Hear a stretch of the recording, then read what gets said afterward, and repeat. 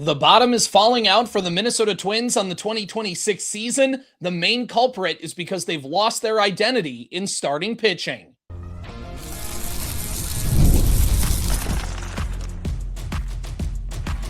You are Locked On Twins, your daily Minnesota Twins podcast. Part of the Locked On Podcast Network, your team every day.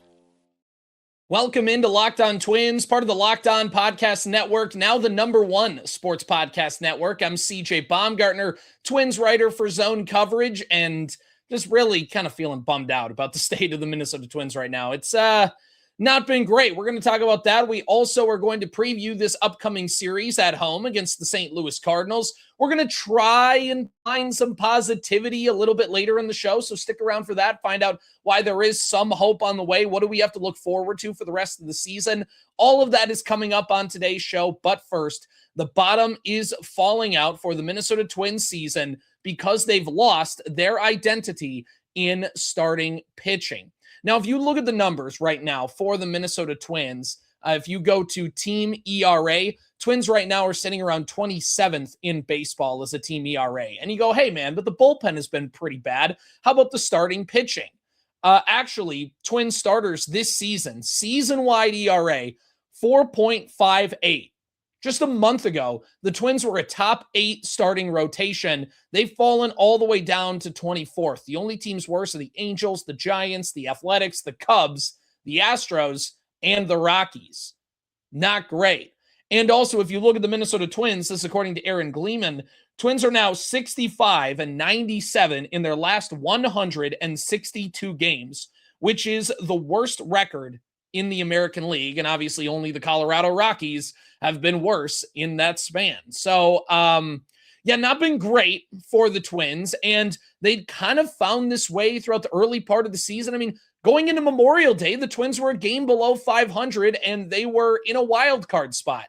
And really, in the month of June, things have just tanked. They've lost 4 out of their last 5 series, and I mentioned a week ago at this time, I said, you can go back to the show, go back and watch wherever you get your podcasts and on YouTube. And I said, hey guys, I think we're going to find out a lot about this team over the next 7 games. The 2 teams that were below you in the standings, the Kansas City Royals, you had a 4-game series coming up against them, an off day, and then a 3-game series against the Detroit Tigers. 2 teams that are below you in the standings. You are above them.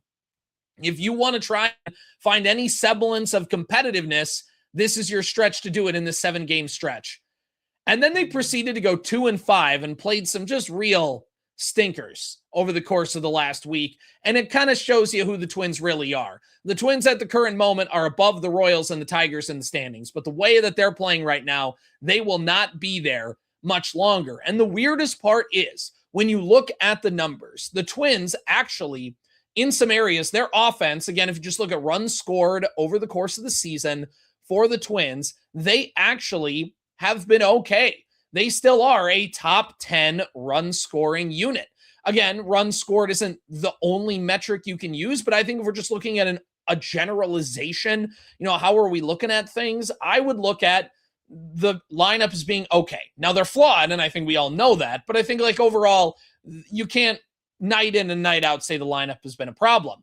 Well, it was the bullpen. That was the biggest area of need for the team coming into the season, and we thought they were going to be bad. And if you look at bullpen ERA for the Twins over the course of the season, things still haven't been great. The Twins right now, 5.07 bullpen ERA, so that's been bad. But if we just go to the last month, let's say since the start of June, which is really when we've kind of been looking at this thing, the Twins bullpen has been okay overall. I know that they've had a couple bad performances here that have really thrown the ERA out of whack. Right now, they have a 6.75 ERA. So they've come back down to earth a little bit. But my point of all this is there was one area that is holding this together. There is one point that is keeping everything for the Twins intact. And that was through the first couple months of the season. The one thing that was obfuscating from the bad bullpen, the one thing that you could, the lineup is wonky in and out. The lineup is inconsistent. At least you know that night in and night out, you are going to get a good starting pitcher that is going to keep your team in the game, and you're going to see what happens. Now, the Twins came into the season with all the depth. You lose Pablo Lopez. You don't get David Festa to start the season. Zebby Matthews struggled in spring training. You start the year with your 5 guys in Ryan, Ober, Bradley, Abel. You roll out the regular season with that crew. And then as the season goes on, you have some injuries to guys like Abel. You lose him. You also have guys like Kendry Rojas who come up and make a good impression. They go on the IL. Taj Bradley's had some stints on the IL. Bailey Ober now on the injured list. This depth that you had guys like Andrew Morris who theoretically could make starts. Andrew Morris is kind of shown to be more of a bullpen arm. We talked about Andrew Morris yesterday on the show. So all of this is to say is that the Twins were relevant, because if you looked, and by relevant in a bad American league, but the Twins were in this thing in a bad American league mainly because of their starting pitching. If we go from the opening day to May 31st, and we look at the starting pitching for the Minnesota Twins, they had kept themselves, 18th with a 4.38 ERA. And that's really when things started to kind of fall apart, was this month of June. If we go even back to let's just say, middle of May, if we go back to May 15th as just an arbitrary day to kind of have this Twins team start looking at their starting pitching. If you just go to May 15th in that stretch, the Twins rotation was top 8 with a 3.82 ERA. They were good, and injuries took out Ober. Since Bradley's come back, he's not looked like the same pitcher. You still haven't had Mick Abel. Zebby Matthews, who I like and think can be an okay back of the rotation type starter, you're starting to see some flaws come out with him now after a few solid first starts back to the rotation. According to Aaron Gleeman, again, most career home runs allowed per 9 innings in Twins history. Zebby Matthews, 1.82 home runs per 9 is second most in Twins history, with a minimum of 150 innings. So that's been a problem. And just overall, this Twins team has fallen apart because the starting pitching, the thing that was relying on them to mask the flaws of the bullpen, because Derek Shelton was letting his guys go 120 pitches deep into the 7th, sometimes the 8th inning, because the bullpen was bad, but gosh darn it, the starting rotation was so good. And now the rotation has fallen apart. Outside of Joe Ryan, who's been awesome, you have, first of all, they only have 4 healthy starters. Hopefully Mick Abel can come back soon, but they have 4 healthy starters. Zebby's been struggling. We talked about him. Bradley's been struggling. We've talked about him. And Connor Prielipp has had his moments. He's still a guy who is very early in his big league career. There's going to be some ups. There's going to be some downs. And he's a guy who just hasn't pitched this workload this much ever. And so there is going to be some wear and tear. There is going to be some wearing down aspects that we just haven't seen out of Prielipp because he hasn't pitched long enough yet. So there's question marks with him. The only starter you can depend on is Joe Ryan. And boy, hasn't that been, outside of 2023 and maybe parts of 2024, the entirety of Joe Ryan's Twins career has been, guys, am I the only one who's doing all the work again?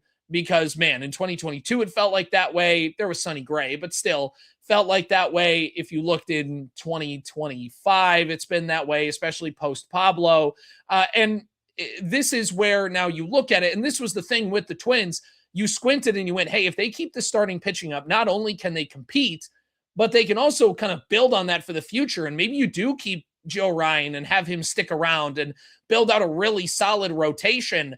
But now you just, there's just a lot of question marks with the team. Do you trust Bradley to be a rotation anchor? Do you trust Abel? You haven't seen enough out of either of those two guys. Prielipp has injury concerns. You're still going to hold off on him yet. You haven't seen Kendry Rojas start. I think Rojas can be a piece, but you haven't seen enough out of him out of the rotation. So this rotation is what this Twins team has built themselves on. And when that's fallen apart, you've seen the team at large fall apart as well. All right, we are going to talk about some hope for the Twins because this is a pretty bummer segment, I can't quite lie. So we are going to try and find some positives for the Twins and find where some hope is, what'll keep us invested for the rest of the season. We also are going to preview the Twins Cardinals series. That's all coming up right after this.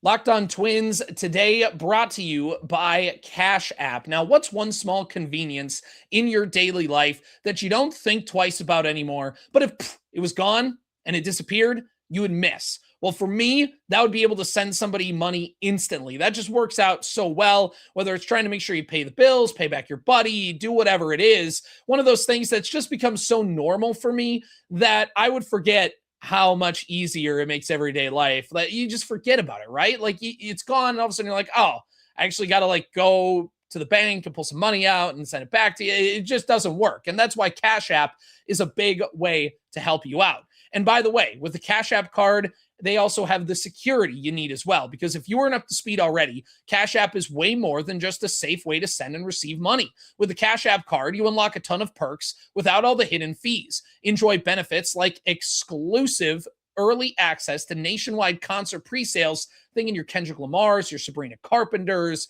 Hey, I work in country music radio. Your Luke Combs, your Morgan Wallen's, Megan Maroney's, your Ella Langley's, all of that. Plus discounts on everyday purchases and popular brands you're probably already spending money on. Add your card to your digital wallet to make your money move easier. Cash App also adds security to your money by declining suspicious card transactions and sending you a notification to make sure the payment is really you. If your card is ever lost or stolen, you can lock it with just one tap right on the app. Spend with confidence with the Cash App card today.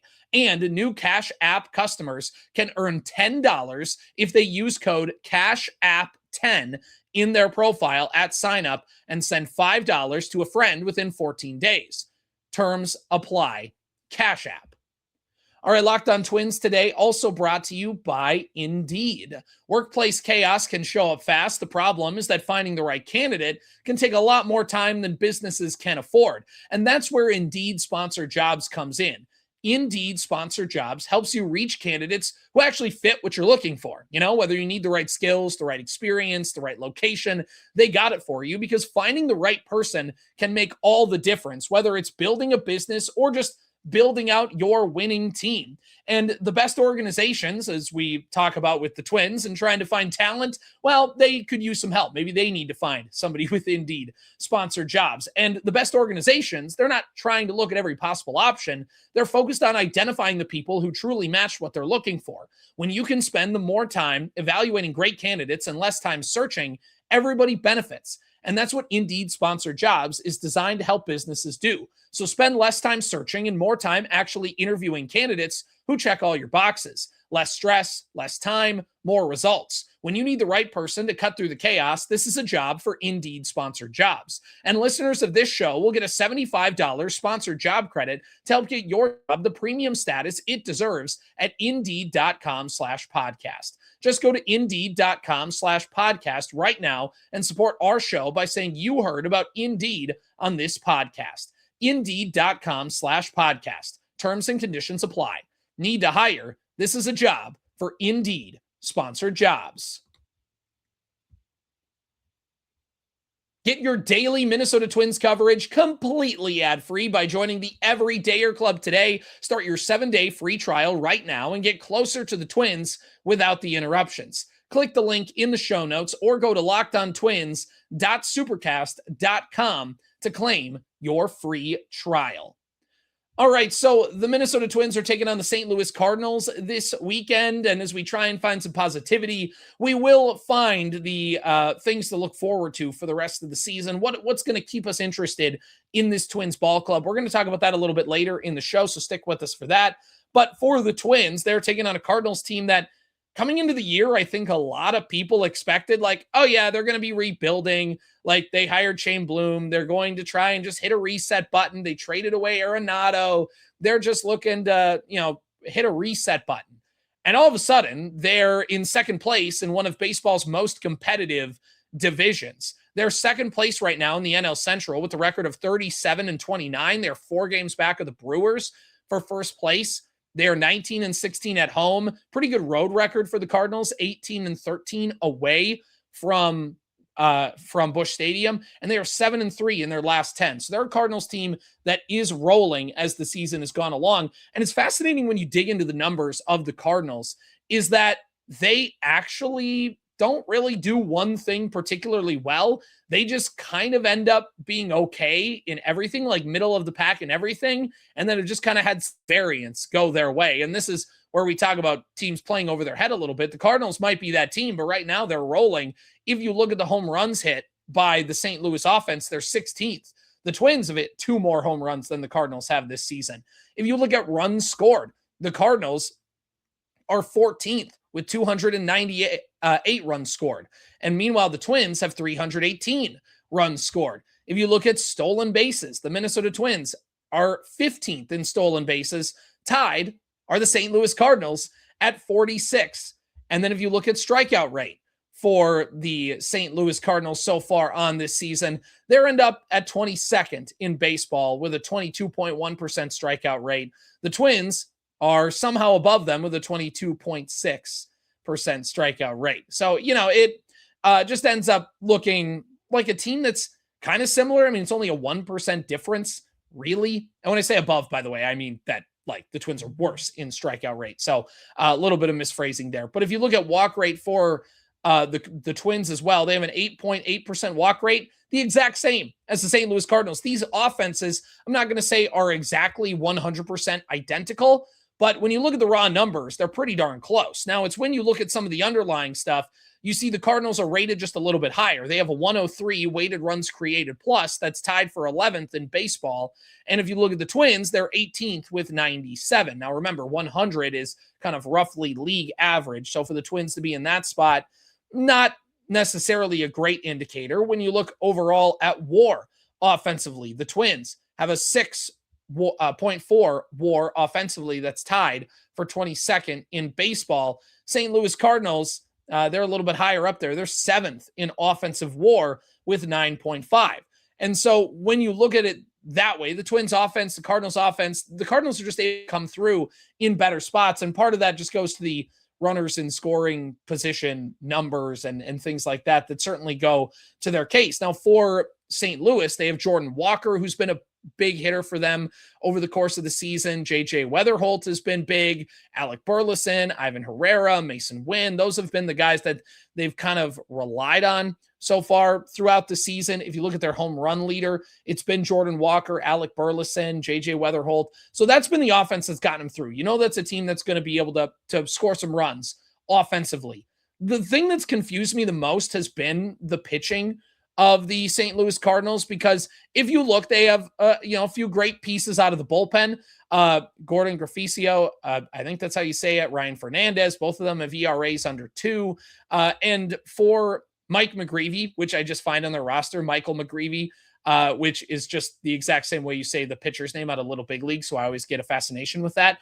But they've taken, they're a team, if you look at, as we talk about with the Twins and starting rotation ERA and trying to piece things together through teams and how are you doing it? How are you matching things up? Well, over the course of the 2026 season for starting pitching ERA, St. Louis has been 11th with a 4.03 starter ERA. They've been able to have a just outside of the top 10 starting rotation. And when you look at the Cardinals bullpen, well, they end up this season are middle of the pack with a 15th ranked bullpen. So this was kind of, if you're the Cardinals, they are almost doing what the Twins wanted to do better, right? The Cardinals had a plan of at least maybe taking a step back, maybe not being as good. They're retooling. The Twins are trying to retool. What the Cardinals were able to do was have a top half, top 11 starting rotation. They were able to get just enough out of the bullpen to be league average,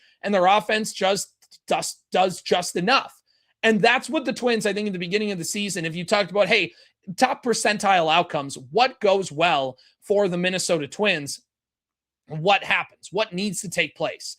And if you're the Twins, you would say, well, our starting rotation is going to be really excellent. We're going to get just enough from our offense, and we're going to get some semblance of competency from our bullpen that's just going to be able to hang on for dear life, and we'll figure it out along the way and get a little bit better with the bullpen as the season goes along. Well, none of that's really happened for the Twins, as we talked about in segment 1, but for the Cardinals, that has happened. Their offense is middle of the pack, although their underlying numbers show they're closer to a top 12 offense. And then you look at the pitching rotation, which according to ERA has been a top 11. And then their bullpen's 15th. They are a team that has done just enough to hang on and continue to get themselves. And of course, they've had some high variance there as well to have a record be 8 games above 500 where they're at, especially in that tough division. But for the Cardinals, they are doing everything the Twins wanted to do, just better.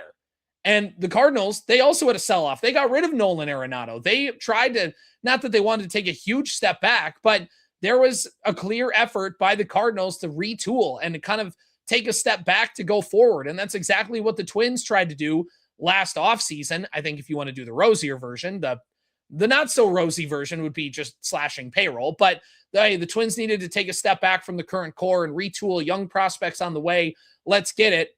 And they just haven't been able to do that because, again, the starting rotation has fallen through. And I think if the Twins were able to keep their starting rotation together, I don't even think that they'd be at the same level as the Cardinals are because the Cardinals bullpen has just been better. But the Twins were a game below 500. They were in a wild card spot.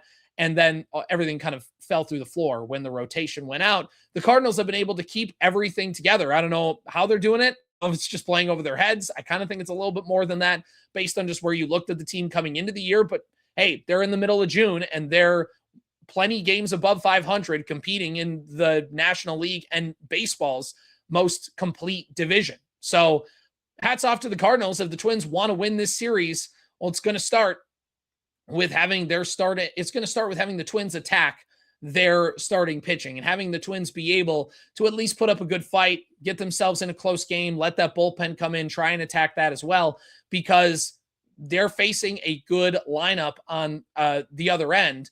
And the Twins starting rotation has been just really bad lately. We're going to need a lot more from them if we want to see that continue. So again, to recap, the Twins-Cardinals series is a battle of two teams that had the same ideas of what they needed to do to be competitive, and the Cardinals have executed, whereas the Twins, well, yeah, the Twins are kind of, the Twins have not. All right, we're going to wrap up the show, trying to find some positives. What do we have to look forward to for the Twins for the rest of the season? That's all coming up right after this. Baseball season is back, and you can trade every game on Kalshi. Because on Kalshi, every single game is available to trade. You are ready to roll. You are ready to make your sets. You're looking at your options here. Because if you go to Kalshi's website, let's just go across baseball, because look, I don't know how many of you are putting money down on the Twins to win games at this point. Let's look at a couple examples here, right? The Boston Red Sox are taking on the Texas Rangers tonight. Boston has a 54% chance to win the game, meaning if you put down $100 as of recording of this podcast, you could win $179. If you look at the New York Yankees versus Toronto, the Yankees are 51% probability to win on that one as well. So again, all you have to do is put down $100 and there you go. You have a chance for a $100 trade payout if they win. On Kalshi, you're trading against peers in a live market, meaning there's no house, and as the probability changes, you can buy in and out of your position. For a limited time, download the Kalshi app and use code LOCKEDON to get $10 when you trade 10. Kalshi. Kalshi. Trade on anything. 18 plus only. Restrictions and eligibility requirements apply. Event contract trading involves risk and may not be suitable for all investors. Prices, values, and available markets may differ from those mentioned. For more information, see kalshi.com/regulatory. Locked on Twins today also brought to you by Hims. ED is way more common than most guys think. Millions of men deal with it at some point. Hims offers a simple, convenient way to take care of your health by connecting you with licensed healthcare providers online and giving you access to personalized treatment options from the comfort of your home. No awkward appointments, no pharmacy lines. Instead, you get just a straightforward process designed to make getting care easier. Doesn't that sound nice? Taking care of yourself shouldn't feel complicated, and Hims makes the process private and easy to navigate. It's healthcare built around your schedule and your comfort.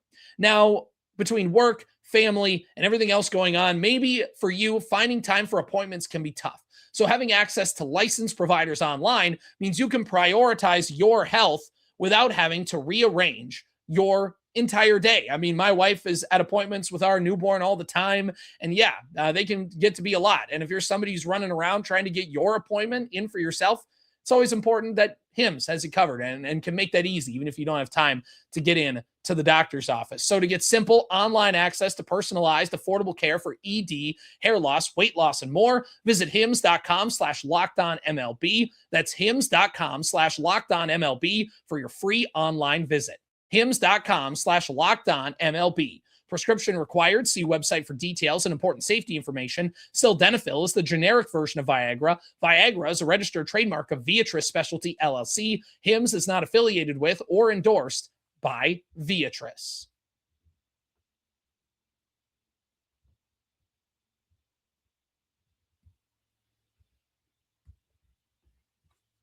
All right, here's some positivity for the Minnesota Twins.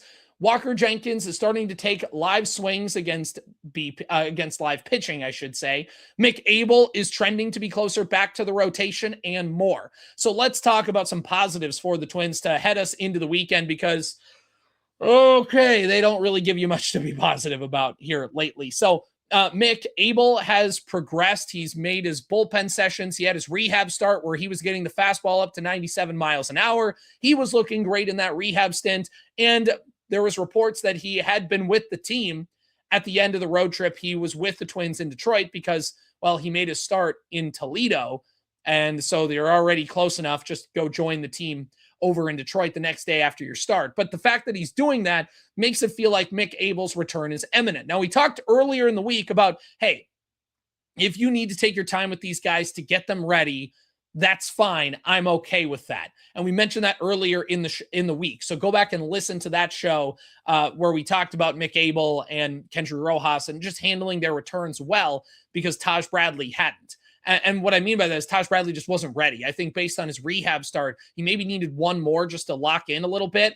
But that being said, I think Mick Abel, the difference why I'm saying Mick Abel, I think is ready to come in is because you saw in that start, his stat line just looked a little better. He was able to throw the fastball a little harder. And the things just overall with Bradley, he pitched only a couple of innings. There were walks. There was just a lot of traffic. And for Abel, you just didn't quite see the exact same things. So I'm a little more warm. That being said, the Twins maybe have no other choice than just to put him back in the rotation, considering they only have 4 healthy starting pitchers at the moment. And there's only so many times you can go through a bullpen game. I get it. But Mick Abel is coming back, and I think this will be intriguing to see. Not that when I say Mick Abel coming back, I don't mean, Mick Abel is going to come back, and now the Twins are going to be back. The rotation is going to go back to being top 10. They're going to be in the thick of things again. Hold on. What I'm trying to say is that I think Mick Abel coming back just gives you more intriguing people to watch, because if you're the Twins, I mean, look, hats off to Ryan Kreidler, hats off to Tristan Gray, hats off to some of these guys who have made stuff this season, like have been able to hang on to big league clubs and been able to have some good moments and things like that. I just don't need to see anymore. I don't need to see any more of those guys. I want to see Kaelen Culpepper.